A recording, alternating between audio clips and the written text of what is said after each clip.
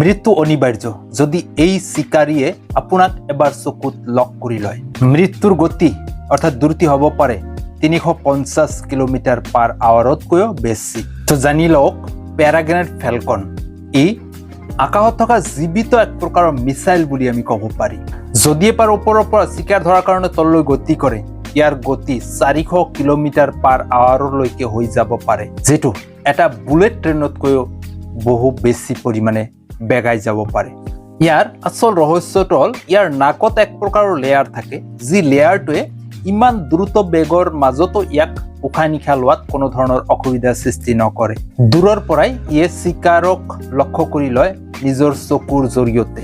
চকুৰ দৃষ্টিশক্তিৰে ইয়াক চিকাৰখিনি ইয়ে লক্ষ্য কৰি আগৰ পৰাই ৰাখি দিয়ে। আৰু ইয়াৰ ভৰিৰ যি পাঞ্জা, এই পাঞ্জাই এটা চিকাৰক হাৱাৰ মাজতে অৰ্থাৎ বতাহৰ মাজতে মাৰি পেলাই অৰ্থাৎ মৃত্যুবৰণ কৰোৱাব পাৰে। জেট ফাইটাৰ এই ফেলকনৰ যেটো অনুকৰণ বা ইয়াৰ যেটো গতি ইয়াৰ ওপৰত ভিত্তি কৰিয়ে এই জেট ফাইটাৰৰ ডিজাইন কৰোৱা হৈছে। চকুত থাকে এক প্ৰকাৰৰ প্ৰটেক্টেড লেয়াৰ, যি লেয়াৰটোৱে ইয়াক ইমান দ্ৰুত বেগাই যোৱাত ধূলি আৰু বায়ুৰ পৰা চকুক ৰক্ষা কৰি ৰাখে।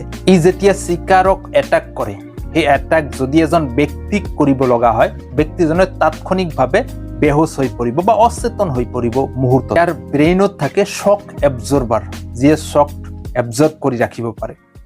তো বন্ধুসকল, এয়া হ'ল আচলতে প্ৰকৃতিৰ এক নিখুঁত ইঞ্জিনিয়াৰিং। তো এনেকুৱা বিভিন্ন ধৰণৰ ফেক্টছ তথা তথ্য জানিবলৈ আমাৰ লগতে থাকিব। নিশ্চয় ইয়াৰ পৰৱৰ্তী সময়ত জানিব লগা বিষয়ৰ ওপৰত আপোনালোকে কমেণ্ট কৰিব পাৰে।